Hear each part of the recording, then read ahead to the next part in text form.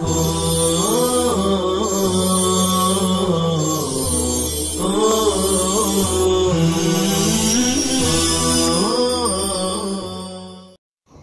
اللہ الرحمن الرحیم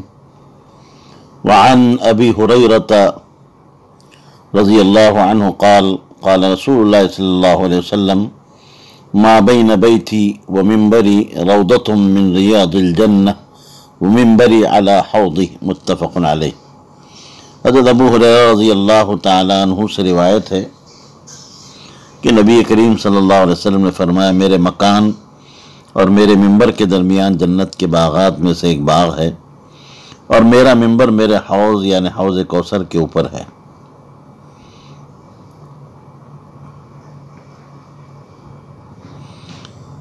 مطلب یہ ہے کہ میرے مکان اور مسجد نبوی میں میرے ممبر کے درمیان واقع جو جگہ ہے وہ روضۃ من ریاض الجنہ، اس جگہ پر اگر کوئی عبادت کرے گا تو اس عظیم سعادت کے نتیجے میں اور صلے میں جنت کا ایک باغ ملے گا۔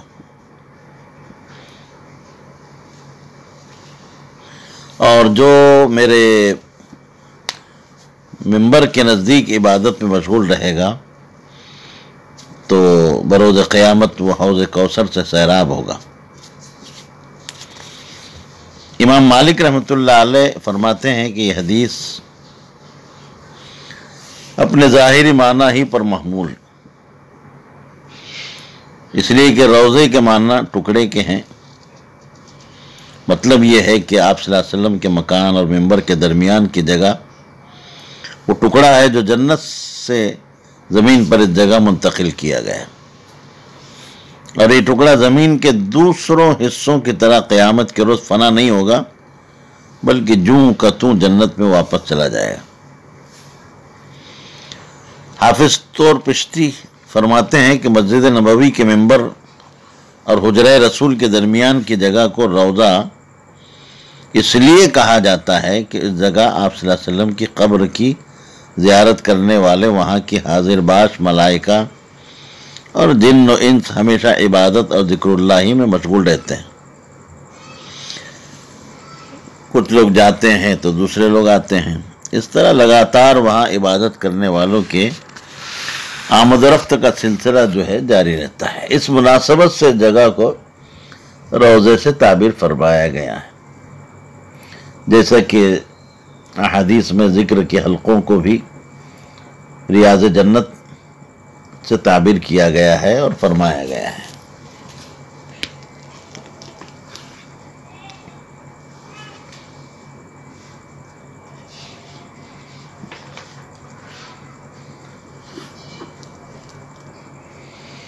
مختلف اس کی توجیحات ذکر کی گئی ہیں۔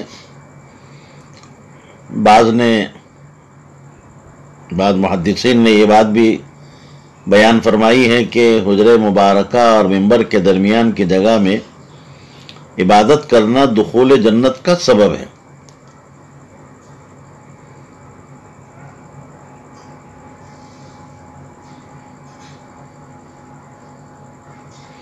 ابن ابی جمرہ جو کبار علماء مالکیہ میں سے ہیں، وہ فرماتے ہیں کہ یہ بھی اس کا بھی احتمال ہے کہ یہ جگہ بعینہ ہی بہشت کے باغوں میں سے ایک باغ ہو، جیسے حجر اسود اور مقام ابراہیم کے بارے میں ہے کہ یہ دونوں بہشت سے لائے گئے ہیں۔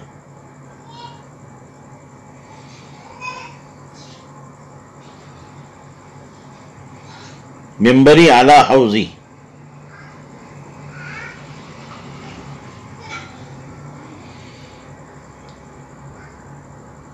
قیامت کے روز میرا ممبر حوض کوثر کے کنارے پر ہوگا۔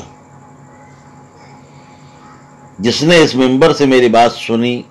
اور مسجد نبوی میں حاضر ہوا وہ قیامت کے دن حوض کوثر پر آئے گا۔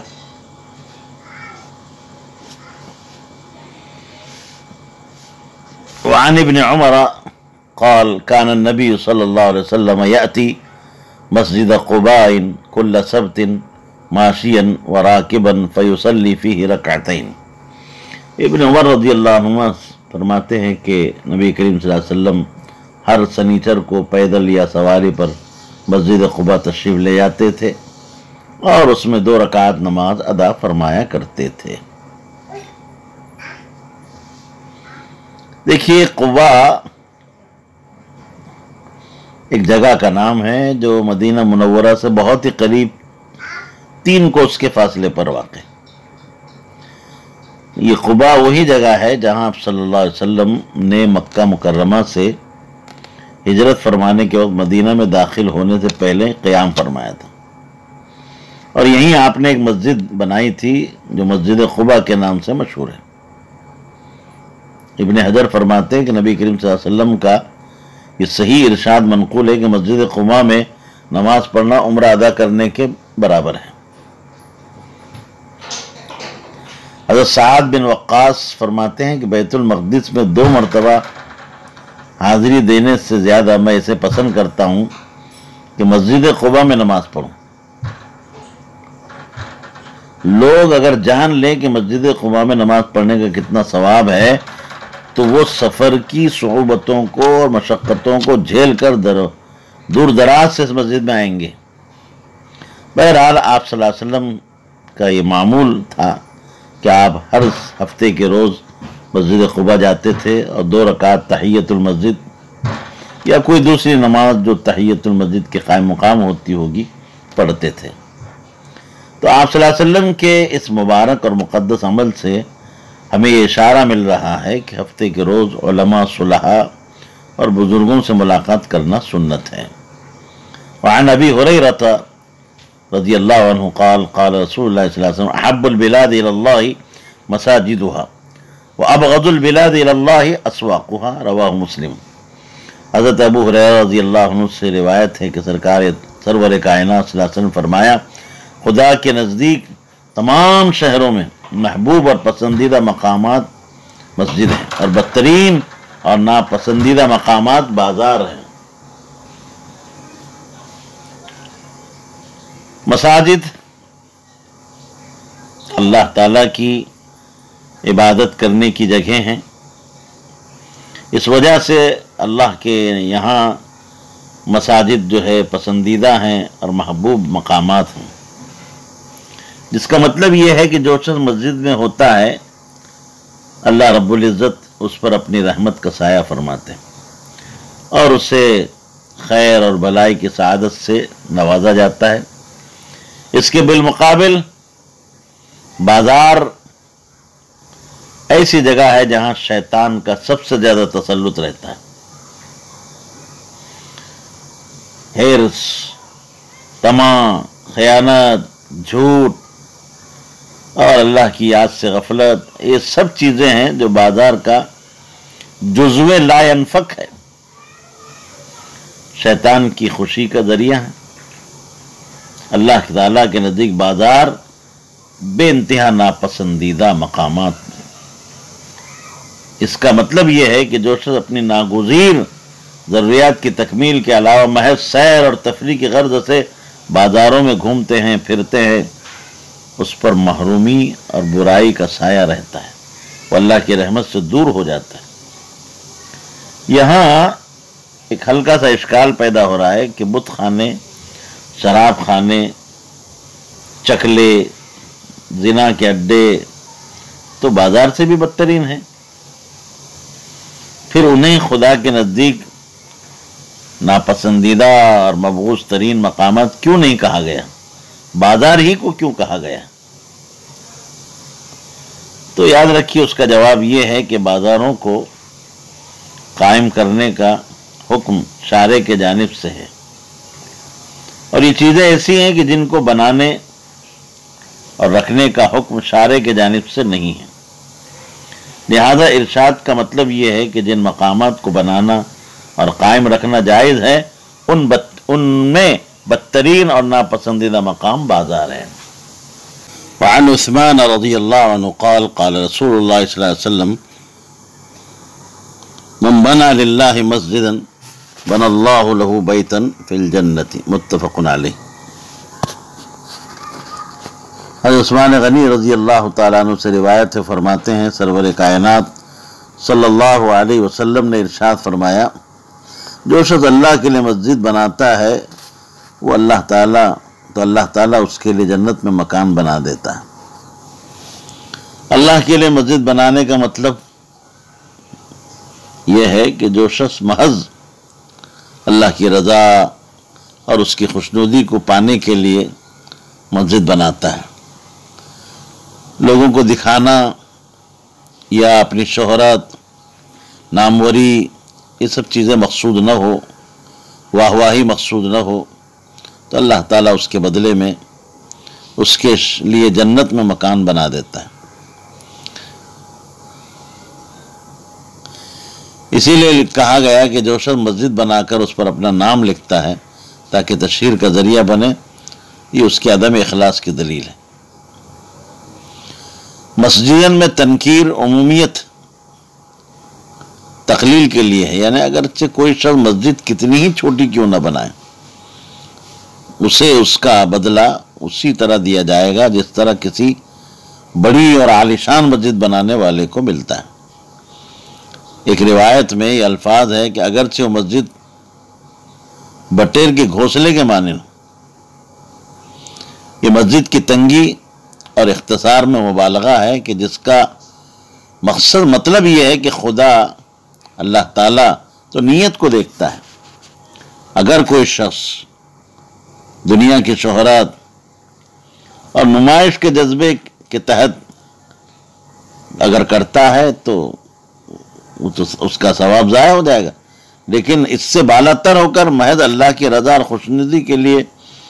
اور اپنی نیت کے پورے اخلاص کے ساتھ مسجد بناتا ہے تو جنت میں اللہ کی طرف سے وہ ایک مکان کا حقدار ہوگا، اگرچہ اس کی بنائی مسجد کتنی چھوٹی اور مختصر ہی کیوں نہ ہو۔ عن ابی ہریرہ رضی اللہ عنہ قال قال رسول اللہ صلی اللہ علیہ وسلم من غدا الى المسجد او راح اعد اللہ له نزله من الجنة كلما غدا او راح۔ حضرت ابو ہریرہ رضی اللہ تعالیٰ عنہ سے روایت ہے کہ نبی کریم صلی اللہ علیہ وسلم نے فرمایا، جو شخص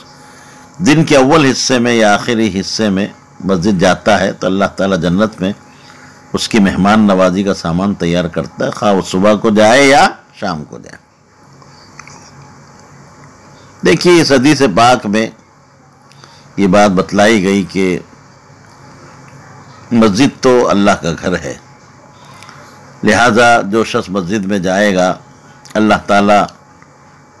اپنی زیارت کرنے والے کی ضیافت کرے گا اور انہیں اپنی رحمت سے محروم نہیں کرے گا۔ مسجد میں جانے کی بہت سی نیتیں ہو سکتی ہیں، من جملہ ان کے ایک نیت یہ بھی ہو سکتی ہے کہ اس کتاب کی ابتدا میں حدیث انما الاعمال بالنیات کی تشریح کے ضمن میں نیت کے اس مسئلے اور اس کے اقسام کو مفصل طریقے سے ذکر کیا جا چکا ہے۔ وعن ابی موسیٰ رضی اللہ عنہ قال قال رسول اللہ صلی اللہ علیہ وسلم اعظم الناس اجرا فی الصلاة ابعدهم للمشی والذی ينتظر الصلاة حتى يصلیها مع الامام اعظم اجرا من الذی يصلی ثم ينام، متفق علیہ۔ حضرت ابو موسیٰ رضی اللہ تعالیٰ عنہ سے روایت ہے کہ نبی کریم صلی اللہ علیہ وسلم نے ارشاد فرمایا، نماز کا سب سے زیادہ اجر اس شخص کو ملتا ہے جو باعتبار مسافت کے سب سے زیادہ دور ہو، یعنی جس شخص کا گھر مسجد سے جتنا دور ہوگا وہ گھر سے چل کر نماز کے لیے مسجد آئے گا، اسے اتنا ہی زیادہ ثواب ملے، اور جو شخص نماز کے انتظار میں مسجد کے اندر بیٹھا رہتا ہے تاکہ امام کے ساتھ نماز پڑھے تو اس کا ثواب اس شخص سے زیادہ ہے جو تنہا اپنی نماز پڑھ کر سو جائے۔ مطلب بالکل واضح ہے۔ حدیث کے دوسرے جز کا مطلب یہ ہے کہ جو شخص نماز میں اس لیے تاخیر کرے کہ امام کے ساتھ نماز پڑھ سکے تو اس شخص کے مقابلے میں جو امام کا انتظار کیے بغیر تنہا نماز پڑھ کر سو جاتا ہے، اگرچہ وہ وقت مختار ہی میں نماز کیوں نہ پڑھے، اسے زیادہ ثواب ملتا ہے جو انتظار کرتا ہے اور امام کے ساتھ نماز پڑھتا ہے۔ اسی طرح ایک شخص وہ ہے جو چھوٹی اور مختصر جماعت کے ساتھ نماز پڑھ لیتا ہے، یہ کسی ایسے امام کے ساتھ نماز ادا کر لیتا ہے جو در حقیقت امام بننے کا حقدار نہیں، اور دوسرا وہ شخص اس کے مقابلے میں جو انتظار کے بعد بڑی جماعت کے ہمراہ نماز پڑھتا ہے یا ایسے امام کے ساتھ نماز ادا کرتا ہے جو امامت کا حقدار ہے، حق رکھتا ہے، تو اس دوسرے شخص کو پہلے شخص کے مقابلے میں خصوصاً جب کہ وہ کسل اور جلد بازی کے جذبے سے ایسا کرتا ہے تو زیادہ ثواب ملے گا۔ وعن جابر رضی اللہ عنہ قال خلت البقاع حول المسجد فأراد بنو سلمة أن ينتقلوا قرب المسجد فبلغ ذلك النبي صلى الله عليه وسلم فقال لهم بلغني إنكم تريدون أن تنتقلوا قرب المسجد قالوا نعم يا رسول الله قال قد أردنا ذلك فقال يا بني سلمة دياركم تكتب آثاركم دياركم تكتب آثاركم۔ حضرت جابر رضی اللہ تعالی عنہ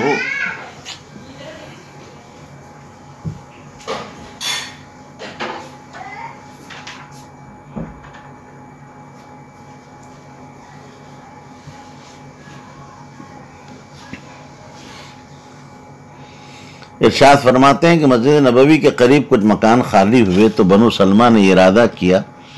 کہ وہ مسجد کے قریب آ جائیں۔ سرور کائنات صلی اللہ علیہ وسلم کو جب ان کے اس ارادے کی خبر ملی تو آپ نے ان سے فرمایا کہ مجھے معلوم ہوا ہے کہ تم مسجد کے قریب منتقل ہونے کا ارادہ رکھتے ہو۔ انہوں نے عرض کیا کہ جی ہاں یا رسول اللہ، ہم نے یہی ارادہ کیا ہے۔ آپ نے فرمایا بنو سلمہ تم اپنے مکانوں ہی میں رہو، تمہارے قدموں کے نشانات لکھے جاتے ہیں، تم اپنے مکانوں ہی میں رہو، تمہارے قدموں کے نشانات لکھے جاتے ہیں۔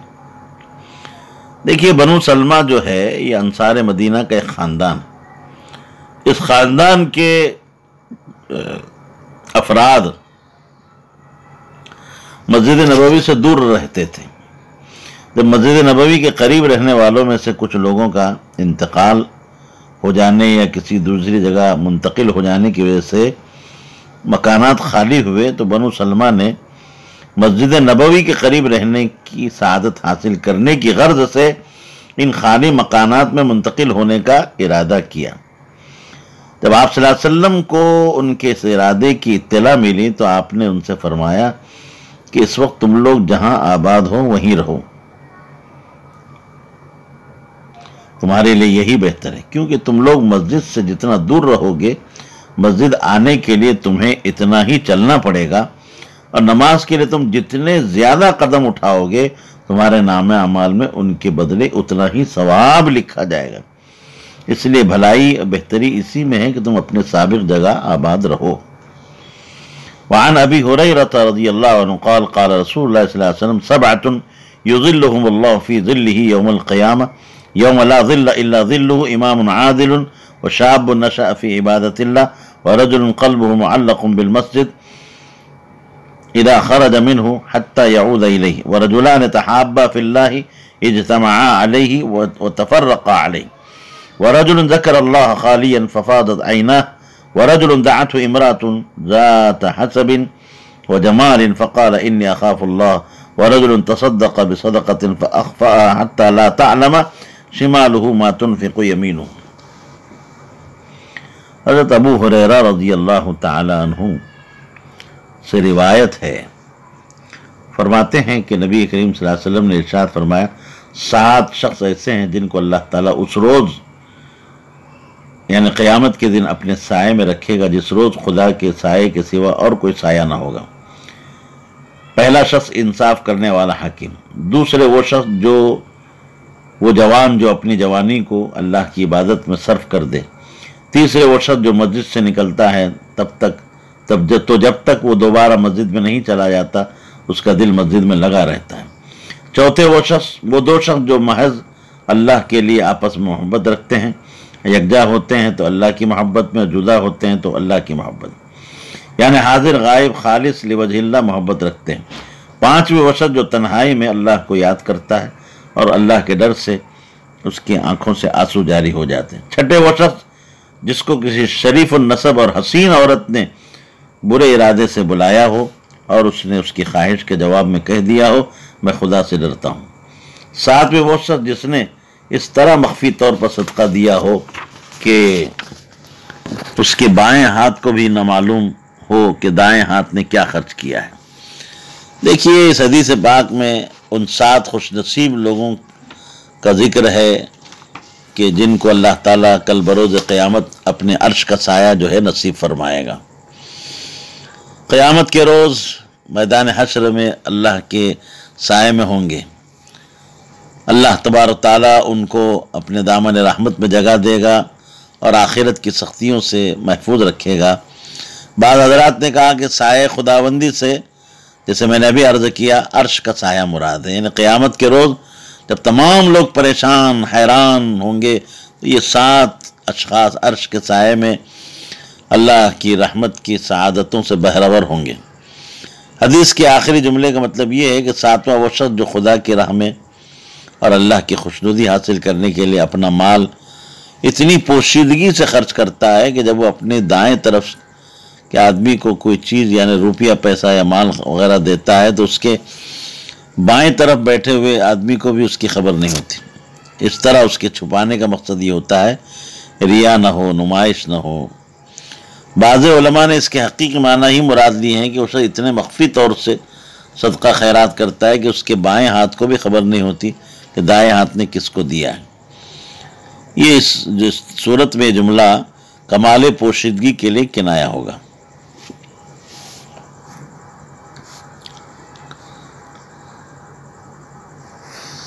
وعنہ قال قال رسول اللہ صلی اللہ علیہ وسلم صلاة الرجل فی الجماعہ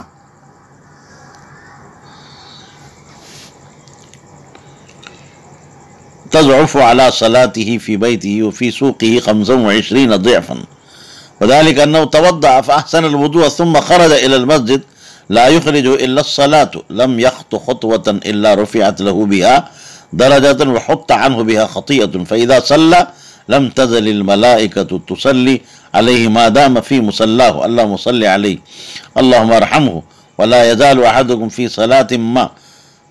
صلاة من انتظر الصلاة وفي رواية قال إذا دخل المسجد كانت الصلاة تحبسه وزاد في دعاء الملائكة اللهم اغفر له اللهم تب عليه ما لم يؤذي فيه ما لم يحدث فيه متفق عليه۔ حضرت ابو ہریرہ رضی اللہ تعالیٰ عنہ سے روایت ہے کہ نبی کریم صلی اللہ علیہ وسلم فرمایا جماعت کے ساتھ آدمی کی نماز اس نماز سے جو گھر میں یا تجارت وغیرہ کی مشغولیت کی بنا پر بازار میں پڑھی جائے 25 درجے فضیلت رکھتی ہے، اور اس کی وجہ یہ ہے کہ جب کوئی شخص اچھی طرح یعنی آداب و شرائط کو ملحوظ رکھ کر وضو کرتا ہے اور کسی غرض کی وجہ سے نہیں بلکہ صرف نماز ہی کے لیے مسجد آتا ہے تو وہ جو قدم اٹھاتا ہے اس کے ہر قدم کے عوض اس کے ثواب میں 1 درجہ بلند ہوتا ہے اور 1 گناہ کم ہو جاتا ہے، یہاں تک کہ مسجد میں داخل ہو جاتا ہے۔ اور جب تک وہ نماز پڑھ کر اپنے مصلی پر بیٹھا رہتا ہے فرشتے برابر اس کے لیے یہ دعا کرتے رہتے اللہم صلی علیہ اللہم ارحمہ، اے اللہ اس کی بخشش فرما، اے اللہ اس پر رحم فرما۔ اور جب تک تم میں سے کوئی نماز کے انتظار میں رہتا ہے تو اس کا وہ وقت نماز ہی میں شامل سمجھا جاتا ہے۔ اور ایک روایت کے الفاظ یہ ہیں کہ جب کوئی مسجد میں جاتا ہے اور نماز ہی کی وجہ سے وہاں رک جاتا ہے تو گویا وہ نماز ہی میں ہے۔ اور فرشتوں کی دعا میں یہ الفاظ زیادہ ہیں اللہم اغفر اللہ اللہم تب علیہ، اے اللہ اس بندے کی بخشش فرما، اے اللہ اس کی توبہ کو قبول فرما۔ اور یہ اس وقت تک جاری رہتا ہے جب تک کہ وہ کسی مسلمان کو اپنی زبان سے یا ہاتھ سے ایذا نہ پہنچائے اور باوضو رہے۔ دیکھیے اس حدیث سے بات معلوم ہو رہی ہے کہ 25 درجے زیادہ ثواب کی فضیلت اسی وقت حاصل ہوگی جبکہ نماز جماعت کے ساتھ اور مسجد میں پڑھی جائے۔ حدیث کے آخری جز کا مطلب یہ ہے کہ فرشتے نمازی کے حق میں دعا، خود اللہ کی رحمت برکت کی دعا اس وقت تک کرتے رہتے ہیں جب تک کہ وہ کسی مسلمان کو یا اپنے کسی عمل یا اپنے کسی قول سے ایذا نہیں پہنچاتا۔ وہ فرشتوں کی دعا کرنے کے حق میں یہ حدیث معنوی ہے۔ اس کے بعد حدث سے ظاہری کا ذکر کیا گیا ہے کہ جب تک نمازی باوضو رہے، یعنی اگر کوئی نمازی کسی مسلمان کو ایذا پہنچائے گا یا اس کا وضو ٹوٹ جائے گا فرشتے اس کے لیے رحمت، برکت اور مغفرت کی دعا نہیں کریں گے۔ نہیں، اس سے یہ بھی معلوم ہوا کہ فرشتوں کی دعا کی فضیلت اسی وقت حاصل ہوگی جبکہ نمازی نماز پڑھ کر وہی مصلی پر بیٹھا رہے۔ اگر وہاں سے اٹھ کر دوسری جگہ جا بیٹھے تو یہ فضیلت حاصل نہیں ہوگی۔ بعض مشائخ اور بزرگوں نے بعض بزرگ نماز پڑھ کر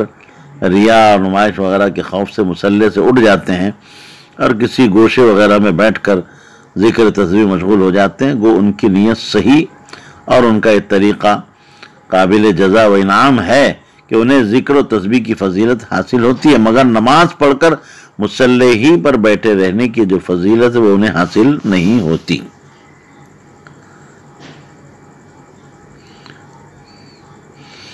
وعن ابی اسید قال قال رسول اللہ صلی اللہ علیہ وسلم اذا دخل احدکم المسجد فلیقل اللهم افتح لي ابواب رحمت واذا خرج فلیقل اللهم انی اسألک من فضلک۔ حضرت ابو اسید رضی اللہ عنہ سے روایت ہے کہ آپ صلی اللہ علیہ وسلم نے فرمایا جب تم میں سے کوئی شخص مسجد میں داخل ہو اسے دعا پڑھنی چاہیے کہ اے اللہ اپنی رحمت کے دروازے میرے لیے کھول دے، اور جب مسجد سے نکلے تو یہ دعا کرنا چاہیے اے اللہ میں تیرا ہی فضل چاہتا ہوں۔ وعن ابی قتادہ ان رسول اللہ صلی اللہ علیہ وسلم قال اذا دخل احدکم المسجد فلیرکع رکعتین قبل ان یجلس۔ ابو قتادہ رضی اللہ عنہ سے روایت ہے کہ آپ صلی اللہ علیہ وسلم نے ارشاد فرمایا جب تم میں سے کوئی شخص مسجد میں داخل ہو تو اسے چاہیے کہ بیٹھنے سے پہلے 2 رکعت نماز پڑھ لے۔ یہ حدیث حضرت امام شافعی کے مسلک کی دلیل ہے، کیونکہ وہ یوں کہتے ہیں کہ تحیۃ المسجد یعنی مسجد میں داخل ہونے کے بعد 2 رکعت نماز پڑھنا واجب ہے، اس لیے کہ اس حدیث میں امر وجوب کے لیے۔ احناف کے ہاں چونکہ تحیۃ المسجد واجب نہیں ہے مستحب ہے، اس لیے وہ حضرات کہتے ہیں کہ یہاں امر حکم وجوب، یہ جو امر ہے وجوب کے لیے نہیں بلکہ استحباب کے لیے۔ عن کعب بن مالک رضی اللہ عنہ قال کان النبی صلی اللہ علیہ وسلم لا يقدم من سفر الا نهارا في الضحى فاذا قدم بدأ بالمسجد فصلى فيه ركعتين ثم جلس فيه۔ حضرت کعب بن مالک فرماتے ہیں کہ نبی کریم صلی اللہ علیہ وسلم کی عادت شریفہ تھی کہ جب سفر سے واپس تشریف لاتے تو چاشت کے وقت آتے اور سب سے پہلے مسجد میں تشریف لے جاتے اور وہاں 2 رکعت نماز پڑھ کر تھوڑی دیر بیٹھ جاتے، پھر مکان میں تشریف لے جاتے۔ سفر سے واپسی کے بعد آپ مسجد میں 2 رکعت نماز پڑھ کر وہاں تھوڑی دیر تک تشریف رکھتے، اس لیے بیٹھے رہتے تھے تاکہ صحابہ کرام جو آپ کی عدم موجودگی کی وجہ سے آپ کی صحبت سے محروم رہے تھے، اس موقع پر آپ سے شرف ملاقات اور آپ کی خدمت کی سعادت حاصل کر سکے۔ اس حدیث سے معلوم ہوا کہ مسافر کے لیے مستحب ہے کہ وہ سفر سے واپس آ کر گھر جانے سے پہلے اول مسجد میں آ کر نماز پڑھے اور تھوڑی دیر تک وہاں بیٹھا رہے۔ عن ابی ہریرہ رضی اللہ عنہ قال قال رسول اللہ صلی اللہ علیہ وسلم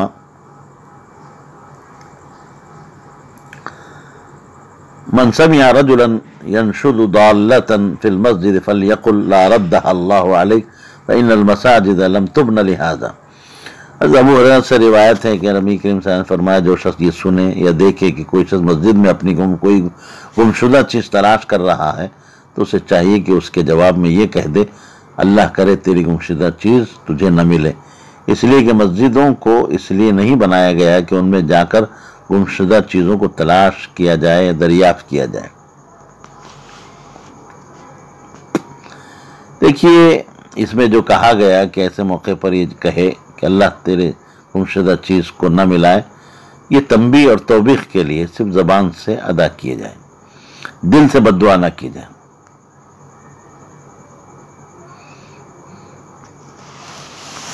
جی ہاں، عن جابر رضی اللہ عنہ قال قال رسول اللہ صلی اللہ علیہ وسلم من اکل من هذه الشجرة المنتنة فلا يقربن مسجدنا فإن الملائكة تتأذى مما يتأذى منه الإنس۔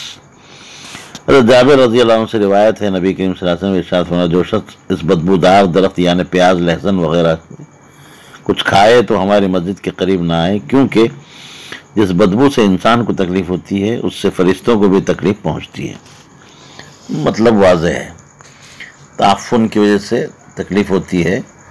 اس لیے لوگوں کو اپنے منہ وغیرہ جو ہے اچھی طرح صاف کر کے آنا چاہیے۔ اور مسجد میں آنے سے پہلے ایسی چیزیں کھانا ہی نہیں چاہیے. جی. عن انس رضی اللہ عنہ قال قال رسول اللہ صلی اللہ علیہ وسلم البزاق فی المسجد خطیئۃ وکفارتها دفنها. حضرت انس فرماتے ہیں کہ سرور کائنات صلی اللہ علیہ وسلم فرمایا مسجد میں تھوکنا گناہ ہے اور اس کا کفارہ یہ ہے کہ اس تھوک کو زمین میں دبا دیا جائے. جی دیکھیے، مسجد کے احترام کا تقاضا یہی ہے کہ وہاں تھوک کر گندگی غلاظت نہ پھیلائے جائے، اور اگر اتفاقاً ایسی غلطی کا ارتکاب ہو جائے تو اس گناہ کے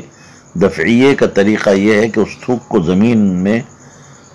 دفن کر دے، زمین دوز کر کے اسے دور کر دیا جائے. وعن ابی ذر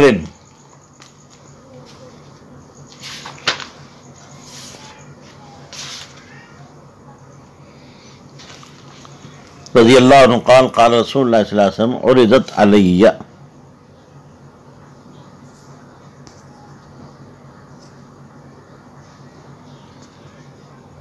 اعمال امتی حسنها وسیئها فوجدت فی محاسن اعمالها الاذى یماط عن الطریق ووجدت فی مساوی اعمالها النخاعة تکون فی المسجد لا تدفن. حضرت ابو ذر رضی اللہ عنہ سے روایت ہے کہ نبی کریم صلی اللہ علیہ وسلم نے فرمایا میرے سامنے میری امت کے اچھے برے اعمال پیش کیے گئے، میں نے اس کے نیک اعمال میں تو راستے سے تکلیف دینے والی چیز کو دور کر دینا پایا، اور برے اعمال میں سے مسجد کے اندر تھوکنا دیکھا جس کو دبایا نہ گیا ہو، دفن نہ کیا گیا. وعن ابی ہریرہ رضی اللہ عنہ قال قال رسول اللہ صلی اللہ علیہ وسلم اذا قام احدکم الى الصلاة فلا يبصق امامه فانما يناجي اللہ ما دام فی مصلاہ ولا عن یمینہ فإن عن یمینہ ملکا وليبصق عن یسارہ او تحت قدمہ. وفی روایت ابی سعید تحت قدمہ اليسرى متفق علیہ. حضرت ابو ہریرہ رضی اللہ عنہ سے روایت ہے کہ نبی کریم صلی اللہ علیہ وسلم نے فرمایا جب تم میں سے کوئی شخص نماز پڑھنے کھڑا ہو تو اسے چاہیے کہ اپنے سامنے نہ تھوکے، اس لیے کہ جب تک نماز کی حالت میں ہوتا ہے وہ اپنے پروردگار سے مناجات کرتا ہے، اور اسے اپنی دائیں طرف بھی نہ تھوکنا چاہیے کیونکہ دائیں طرف ایک فرشتہ ہوتا ہے. ہاں بائیں طرف یا قدموں کے نیچے تھوک لے پھر اسے زمین میں دبا دے. ابو سعید کی روایت میں یہ الفاظ ہے کہ بلکہ اپنے بائیں قدم کے نیچے تھوک لے. دیکھیے اس حدیث میں نمازی کو اس شخص سے تشبیہ دی گئی ہے جو اپنے مالک کے سامنے کھڑا ہو کر اس سے سرگوشی کرتا ہے. تو جس طرح اس موقع پر وہ شخص اپنے مالک کی عزت اور احترام کو ملحوظ رکھتا ہے، اسی طرح نمازی کے لیے بھی ضروری ہے کہ وہ اپنے پروردگار حقیقی کے سامنے نماز کے لیے کھڑا ہو تو حضوری کے تمام شرائط اور آداب کا پورا خیال رکھے. اور اس سلسلے میں ایک اہم ادب یہ ذکر کیا ہے کہ اپنے سامنے نہ تھوکے. کیوں؟ گو اللہ رب العزت کی ذات پاک جہت اور سمت اور سے کی قیودات سے پاک ہے، تاہم سامنے تھوکنے کی قید لگا کر آداب حضوری کے راستے سے روشناس کرایا جا رہا ہے کہ پروردگار عالم کے دربار میں حاضری کے وقت ایسا کوئی طریقہ اختیار نہ کیا جائے جو رب ذوالجلال کی شان عظمت اور کبریائی کے منافی ہو. فرشتے سے مراد یا تو کرامن کاتبین کے علاوہ فرشتہ ہے جو خاص طور پر نماز کے نمازی کی تائید اور اس کی رہبری اور اس کی دعا پر آمین کہنے کے لیے حاضر ہوتا ہے. لہذا نمازی پر ضروری ہے کہ اس فرشتے کا احترام اور اس کی جو ہے حضوری کا خیال کرتے ہوئے اس طرف نہ تھوکے. یا پھر فرشتے سے مراد کرامن کاتبین ہیں. اس صورت میں کہا جائے گا، دیکھیے یہاں ایک اشکال لازم آ رہا ہے کہ جس طرح دائیں جانب فرشتے کے ہونے کی بنا پر تھوکنا منع ہے تو ایسے ہی بائیں جانب بھی تو فرشتے ہوتے ہیں، اس کے باوجود بائیں جانب تھوکنے کی اجازت کیسے دی گئی؟ تو جواب یاد رکھیں کہ بعض متاخرین نے جواب دیا ہے کہ نماز تمام حسنات بدنیہ کی اصل ہے، اس لیے نماز کے دوران کاتب سیاد کا کوئی دخل نہیں ہوتا، بلکہ خارج صلاۃ میں کاتب سیاد بائیں جانب ہر وقت موجود رہتے ہیں، اس لیے بحالت نماز اپنی بائیں جانب تھوکنے میں کوئی حرج بھی نہیں، کیونکہ اس وقت کاتب سیاد موجود ہی نہیں ہوتے۔ اور بعض علماء کا کہنا یہ ہے کہ نماز میں بائیں جانب کا فرشتہ دائیں جانب منتقل ہو جاتا ہے، جیسے کہ فتح الباری میں یہ بات موجود ہے۔